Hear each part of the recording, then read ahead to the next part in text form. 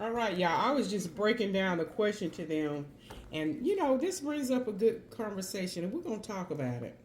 I'm gonna let them be on camera. Y'all always see me. Well, I was just sitting here saying that in that question about the 30 cows in the field and 28 chickens, and what is the question really asking you? Because we'll focus on stuff that we really shouldn't focus on. We know they're talking about 30 cows, and a lot of people, including myself, was trying to answer the question based on me thinking it was 28 chickens, individual chickens in the field along with the cow. And we get distracted. And I know when I first listened to the question, I'm thinking, well, do cows even eat chickens? And why would 28 chickens be in the field? So see how we get caught up thinking about all that? But if we focus in on what is being asked, and this is where your critical thinking, your cognitive skills and all that come into play. The question is saying how many didn't. So your focus should be, okay, what are they talking about how many didn't? So you have to almost back into the question so you can go back to 28, not the actual numerical word that there were 28 chickens out there, but the question is saying how many didn't. So then your brain should be going back to, okay, what's the solution? But I was just telling Lauren, or I'm talking to both of them. That's what sometimes happens in life. There are going to be situations that happen in our life where we have to make a decision, but sometimes we're impulsive to answer the question that we don't think about it. And we make sometimes the wrong decisions. Now, we know life is life. Life is gonna life. And so when I said that, I said, a lot of times we rush to judgment and we rush to answer the question, and we really didn't sit in the pocket and think about and listen to what is being either said or questioned. And Lauren said, what? She's impulsive. I'm very impulsive. So when you're impulsive, and sometimes impulsiveness can be okay in certain situations. Like if you got to make a choice, okay, do I want an orange or an apple? Well, it depends on what my taste buds. And you can impulsively grab. But the thing of it is about getting an orange or an apple, okay, instead of her, she eliminated that, I want something to snack on. I really don't I shouldn't grab a bag of chips. So you can be impulsive and say, okay, at least I'm going to grab some fruit. I'm going to eat something that's a little bit healthy. So sometimes it may not matter. As long as she likes an apple and an orange, those type of things, it has an effect on her health or life. But she can impulsively reach for the apple or reach for the fruit, for the orange, because her thought process, I'm going to eat a piece of fruit versus a bag of potato chip. So, hey, either one, because I like it. But in other things in life, you have to, like this question, you have to really sit back in the pocket and think about it before you be impulsive. So I was telling them, as they are entering into their adulthood, you're going to have to make decisions where you can't be impulsive, like you saying you're impulsive, or TJ, you might be impulsive in certain things, or you may be a person that always sits back, and people say, boy, hurry up and make up your mind. Well, you might be a person that you like to sit in the pocket. Yes, and I can tell that that's the type of person TJ is. TJ likes to sit back in the pocket and think and really reason it out. And Lauren, you're successful, you're all of those things, but that's a great thing that you recognize. So as you get older and you deal with real life and other life situations, just remember, hey, weigh it. Again, going back to the fruit, that, hey, no biggie, hey, I can get an orange or an apple. Because the goal is I want to eat fruit, right? Whereas there are going to be some things in your life that you're going to actually have to do what TJ does And I'm not saying there are certain situations you do that, but that you recognize, hey, I'm impulsive. And I really. Now, here's a question. Again, you can share or not. And TJ, you too. Based on you recognizing that you have impulsive tendencies, perhaps what have you learned, and or what are some of the things you think you can change to not be impulsive, because you have seen the consequences of your impulsiveness, and you say, man, I should have thought about that a little bit deeper. Share if you share in that. Do you think you've learned, and what have you put in place to help you with your impulsiveness? Time management. Okay, that's great. That's great. What about you, TJ? Do you find yourself wishing in certain instances, man, I should have thought about that. I shouldn't have impulsively responded to my mama, my daddy, my sister, my friends, and said, man, I should have probably thought about that. Oh, there's this one time, I believe, I think my friend, I'm trying to think, it was something that he asked me, and, I didn't think too much of it, and so I just, quickly responded, but then, I could tell, I could tell that it kind of bothered him, because, I ain't put it into too much thought, so then once I put it into thought, I went back and apologized to him and whatnot, and then I had gave it some thought, and then I had gave him my actual answer, because I guess I was just like me, I was just responding out of wanting that person to hurry up and get away from me and whatnot. Mm-hmm. So now that you think about it, what do you think you should do in the future?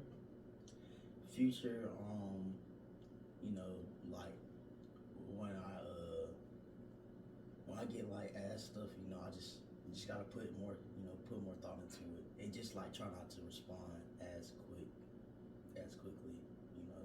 Yeah, and it's when I get in I guess when I get in one of those moods where it's I don't want you to be around me or something like that. I just need to I gotta remember that, you know what I'm saying? Hey, you know what I'm saying? They had trust me and came to me and asked me this information, so I should give it some thought and take what they're asking me and their feelings into consideration. Yeah.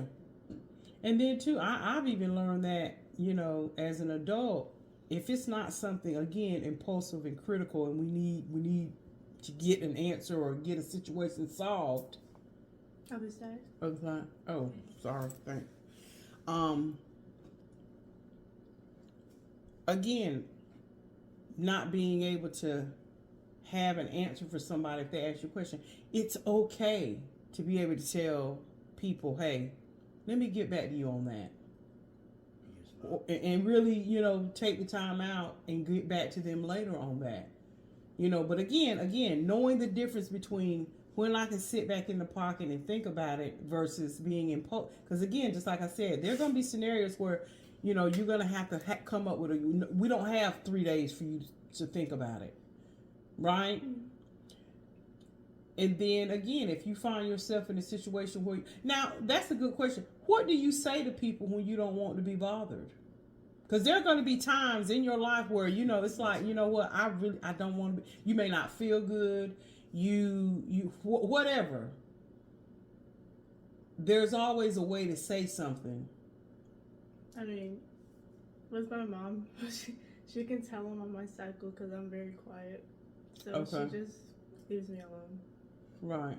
So a lot of times people that you pretty much who know you, they know when you are up, down, want to be bothered, whatever. So there's not an instance where you have to, for people, let's say, who may not know you, is good. Do you just roll with it and you just keep it to yourself and still try to just, go? I mean, I mainly keep it to myself because I'm the type of person who beats around the bush, but I try to work on like being more upfront. Right. Okay. Yeah, and it'll take time, but practice and or conditioning yourself, you'll be able to master those things as y'all get older. What about you, TJ? As for somebody that don't really know me, I'll say pretty much the same thing. I just try my best to like roll with it and whatnot, and what I'm saying, I gotta work on myself, like being more straightforward. Yeah, I'm too nice. Yeah, I don't want to hurt someone's feelings. Like, yeah, I don't right. Yeah, that's exactly what it is. I don't want to be like. And that's a beautiful attribute to have. It really is. But again, it'll be as you live and as you, but I think there's nothing wrong with having that attribute. But I also believe too that you all know or will not allow people to run over you either. Yes, ma'am. I do know that about y'all. Y'all won't, but y'all's personality is not to be ugly and loud and all of that. But, which, like I said, that's a good attribute to have. But you also know how to speak up and stand for yourself.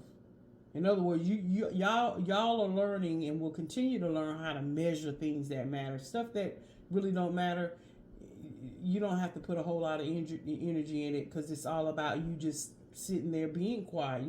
We don't always have to respond to everything that is happening. Sometimes it's just maybe a opportunity for you to sit back and listen and learn. A lot of times you can sit back and listen to people and you'll learn a lot, and you ain't open your mouth. Yeah, that's what I do. I observe a lot. Yeah. And see, that teaches you how to be around people. If you know that a person has a mouth problem, what does that tell you? I ain't telling them my business. You know what I'm saying? I mean, you'll learn that. I know when you're young, you want people to listen to you and and all that. But one thing too about being around friends and having friends, you'll learn. No, I know I ain't gonna tell her that, because it's gonna meet me back around the corner. Because I love my friend. I love this friend. She's fun. She's nice to be around. But see, I can't tell her certain things, because it might get back. I know based on who she is or he is, it's going to get back to me around the corner. So it's best to keep your business to yourself. And I've talked to you about that before. Yeah.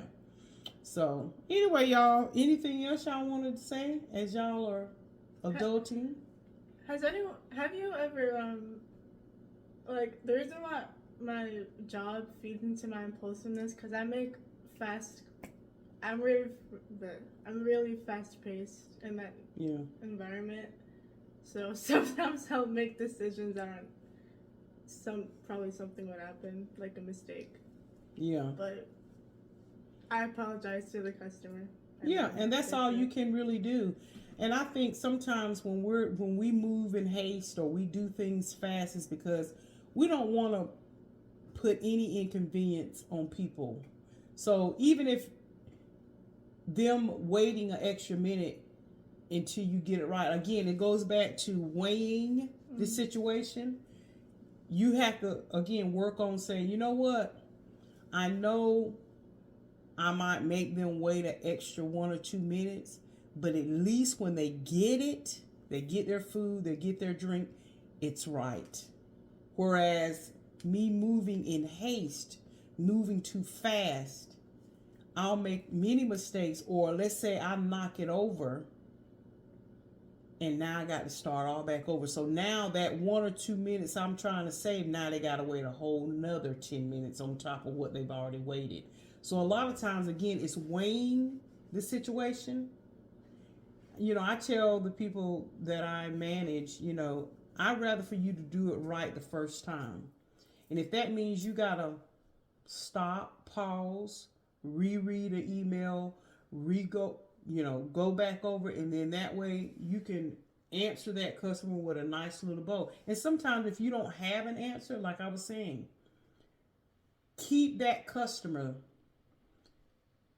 keep that whoever abreast. Hey, I haven't got your answer. Hey, we haven't resolved this, but here's where we are. You know, in other words, giving them updates. Just like, okay, an example is everybody loves that tracking. Like when you order a package and you get a track. Oh, everybody, we love that, don't we? Mm-hmm. Your package is 2 or 3 stops away. Your estimated delivery day is going to be on Tuesday. If it don't come on Tuesday, they'll send you I know Amazon does that, but they'll send you an update and say, hey, your package is being delayed. And now you're right. That way, it gives you keeping the person abreast to what's going on. If you reach out to somebody and say, hey, I need you to help me with something, I'll get back to you. Well, that person's in a state of, okay, she said she needed me to help, but she hadn't called me back. And then so you're making the person be, you know, in a place where they're actually beholden to what you're going to say, what you're going to do. So just always keep that in mind. You may not have the answers right then, right there, but just keeping up and staying in touch. Isn't that something we as parents ask y'all to do? Yeah, you know. So again, it's no different than with the customer. Or again, put yourself in that customer's shoes.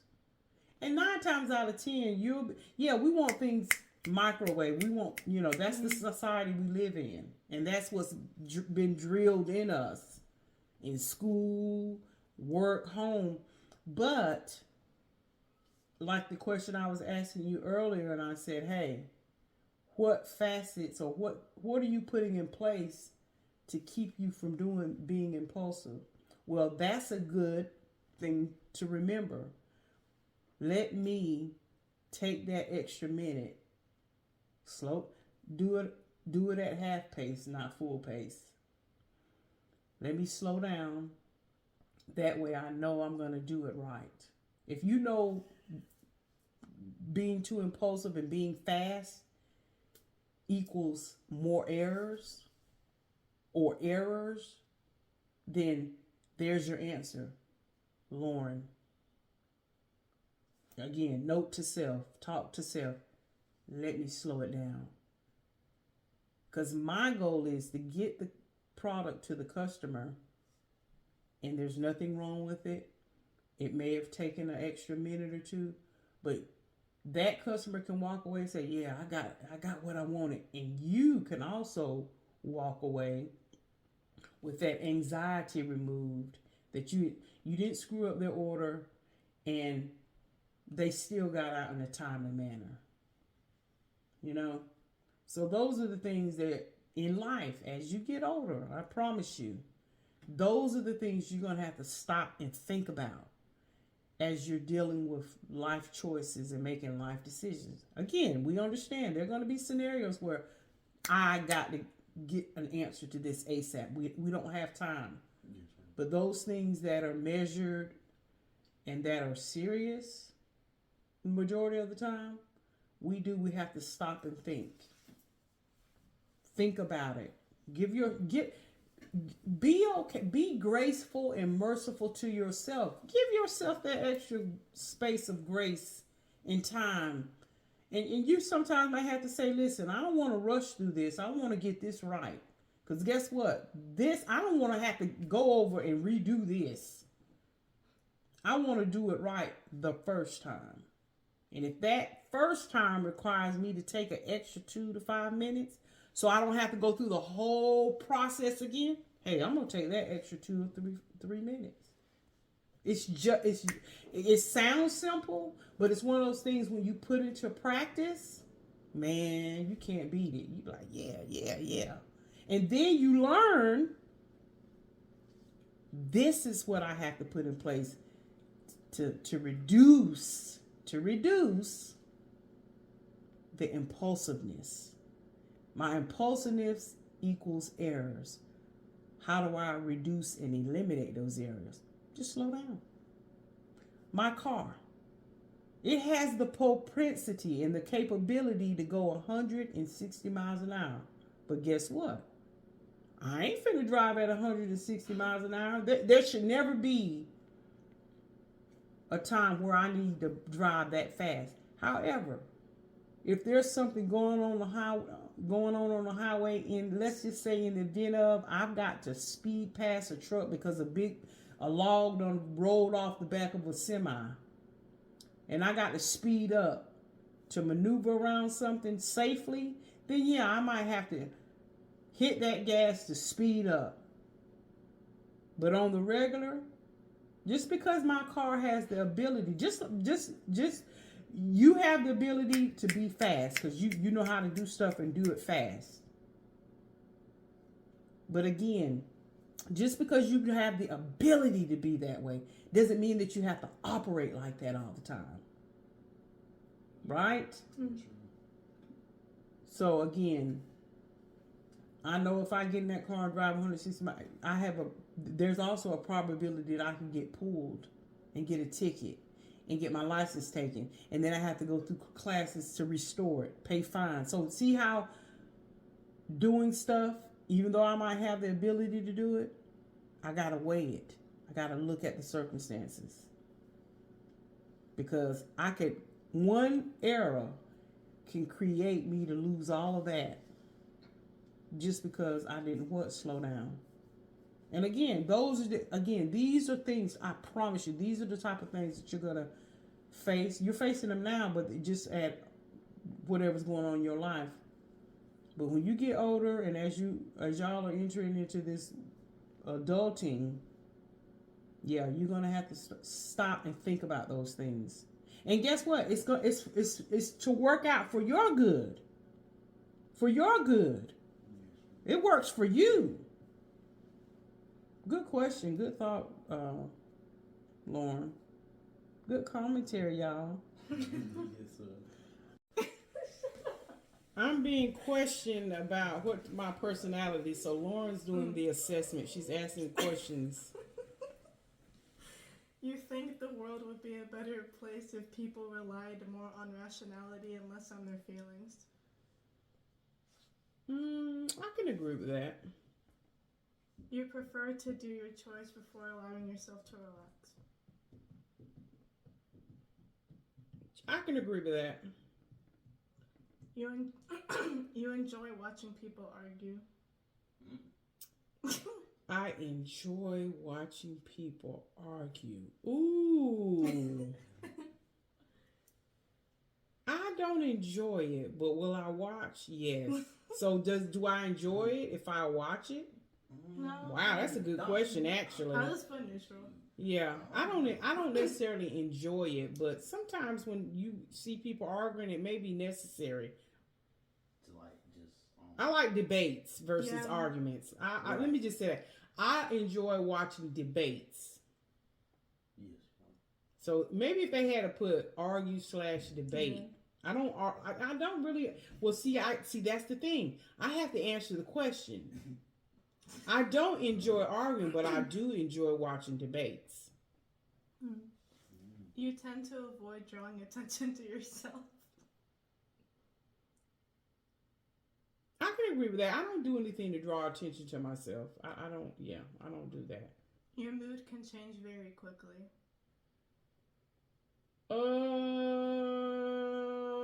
I can agree with that. You lose patience with people who are not as efficient as you. I can disagree with that. You often end up doing things at the last possible moment. Ooh, I have to agree with that, honestly. You have always been fascinated by the question of what, if anything, happens after death. Ask that question again.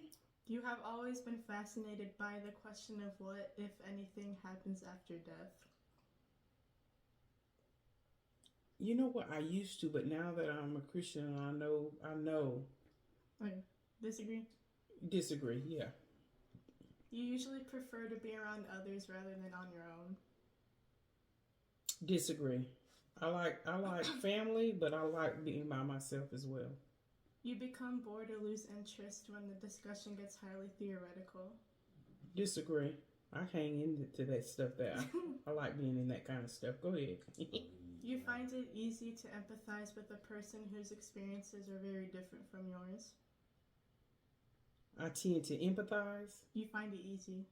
Yes, I agree. You usually postpone finalizing decisions for as long as possible. Ooh. So ask me that. Say it again slowly. You usually postpone finalizing decisions for as long as possible. I can agree with that. That's something actually I need to work on, but I actually agree with that. You rarely second guess the choices that you have made. I rarely second guess the choices I have made.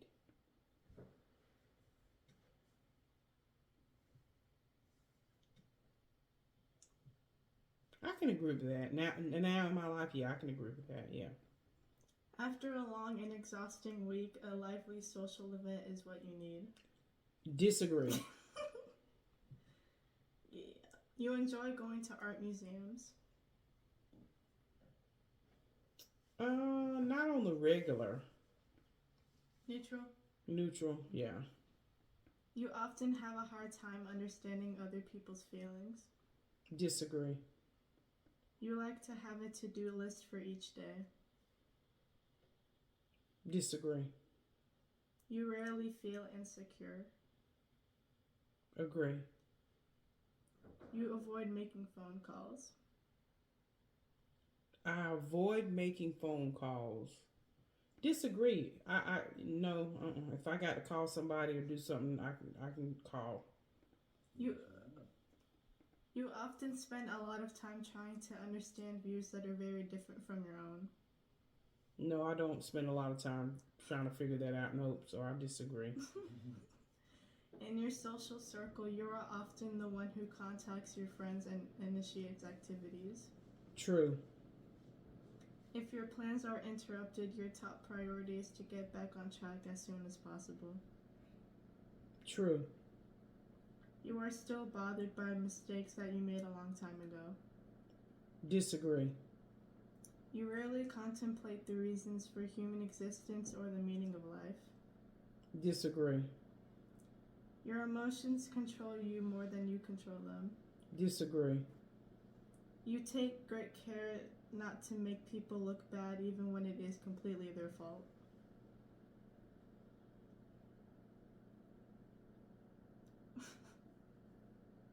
Disagree.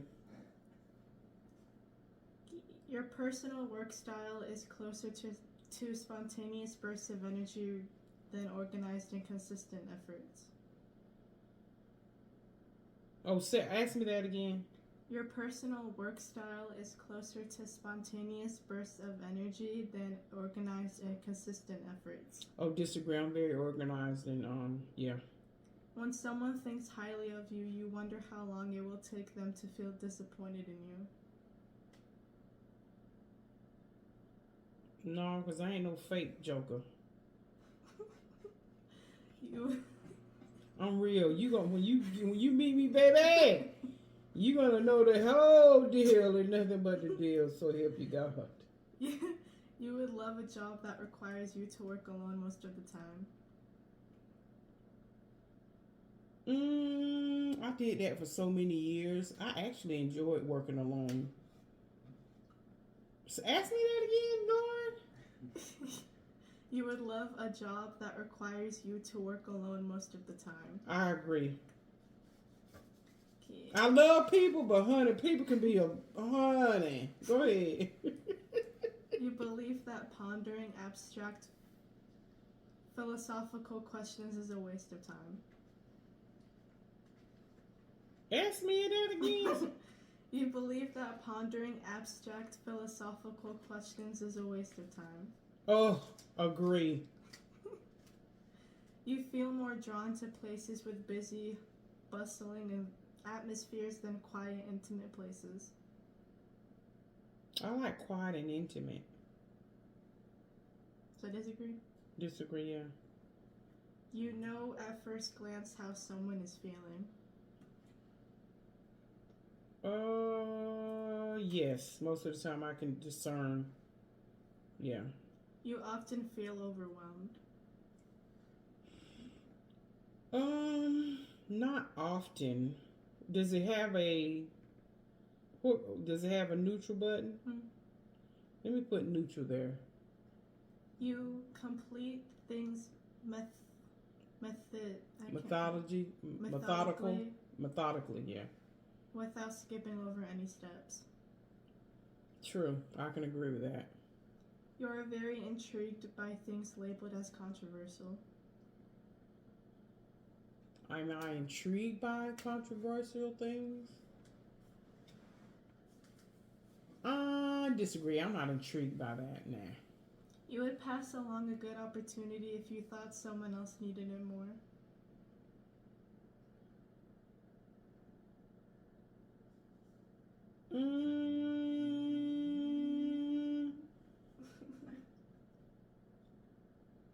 You know what? That's a good question, but I don't think about that kind of stuff. If there's an opportunity for me, I ain't thinking about if it's a good opportunity for somebody else. So neutral. I mean, that sounds harsh, but I mean, I guess because of